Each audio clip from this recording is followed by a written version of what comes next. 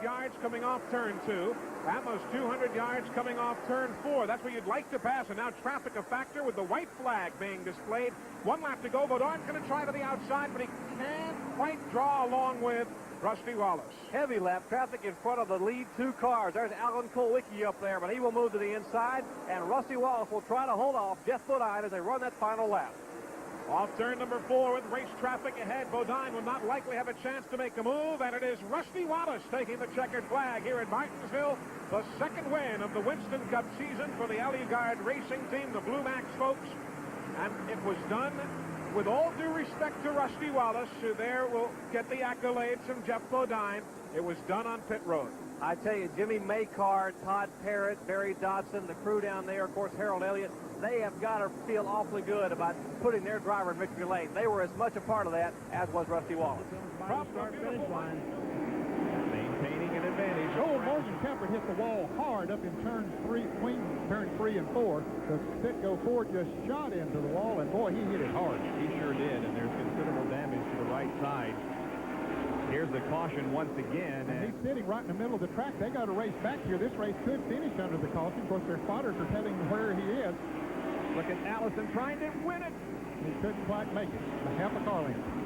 That could have been the race right there if we do not go back to green. We will not go back to green, believe me. Yeah, there's only 3 laps to go, and there's enough debris scattered all the way around turn 4. And, of course, his car is still sitting there. Look how close Davey came to winning this thing. He got up on the inside of him, about a half a car length, maybe 3/4 of a car length. Yep.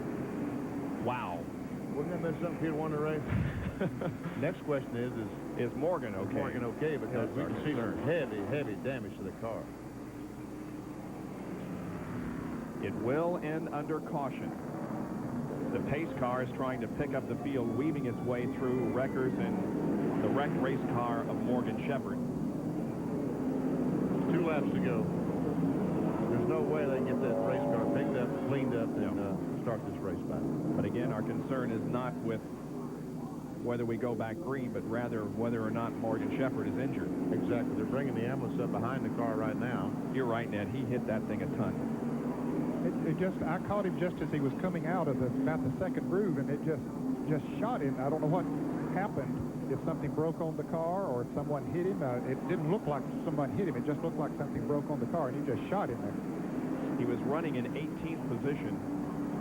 He is out of the car. Good. They're carrying him to carrying him, though. Carrying him to the ambulance there behind the car. Wonder why they wouldn't get the gurney and transport him that way. In any case,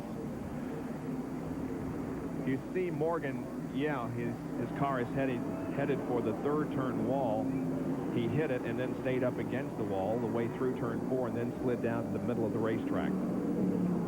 White flag comes out along with the caution, and this one will end under yellow with Rusty Wallace winning his 3rd consecutive event and 4th of the '93 season, dominating the short track activity in the first half of the season. 3 in a row. Let's go to Jerry Punch, who's with Buddy Parrott. They're holding their breath, and Buddy Parrott, a big smile from you. He's about a half a lap away from 3 in a row. Congratulations. I tell you what, it's really a great win. You know, I said Wilkesboro was a handling situation, but today it's a mechanical situation. You know, the guys in the chassis shop and the guys, the whole guys, everybody that did the brakes, everything. We won this race today because of maintenance. The car handled great, but still, it lived all day. Earnhardt had a problem with the motor, and this for David Evans. His father had a heart attack. This is you, David. And they dedicate the win to David Evans, the engine builder, who is not here today, but watching at home with his dad, who had a heart attack. Bob? Rusty Wallace has led 905 of the 1,800 laps raced on short tracks this season. He has led 50%. And not only is this a big win for Rusty Wallace, but it moves Pontiac to the top of the manufacturers' battle with 54. Rusty Wallace has won the Haynes 500 here at Martinsville, and we'll be back to get the white flag. Chris Berman and all the crew standing by for the NFL draft.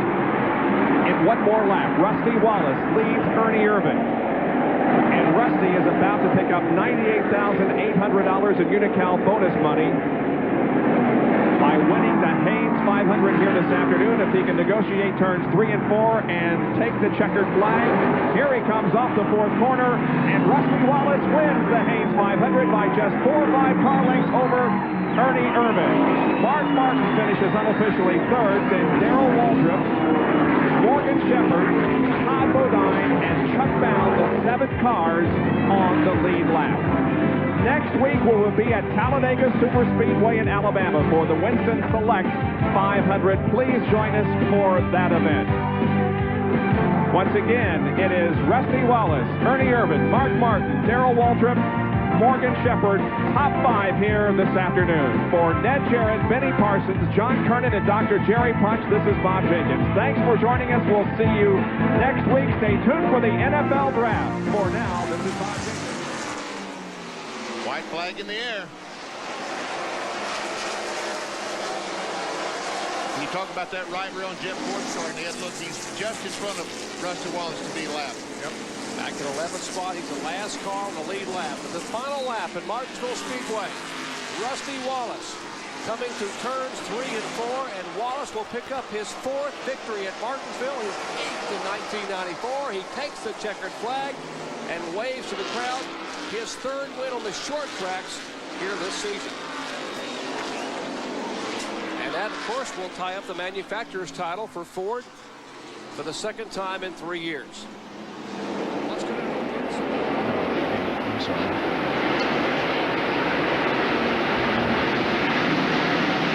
The green has just come out.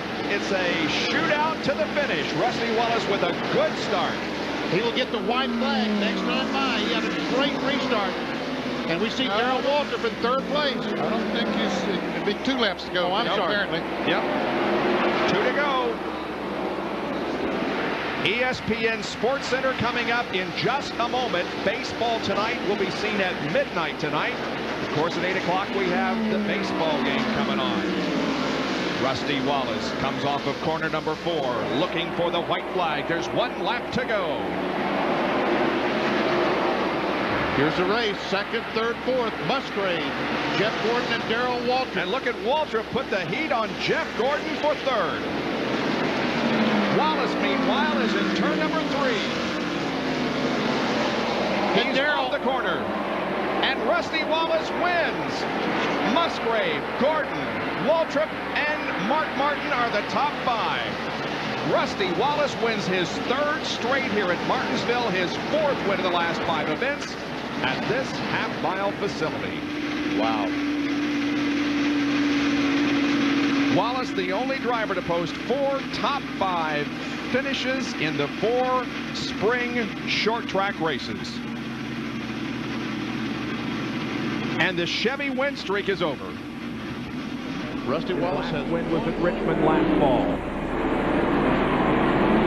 And the white flag comes out for Rusty Wallace.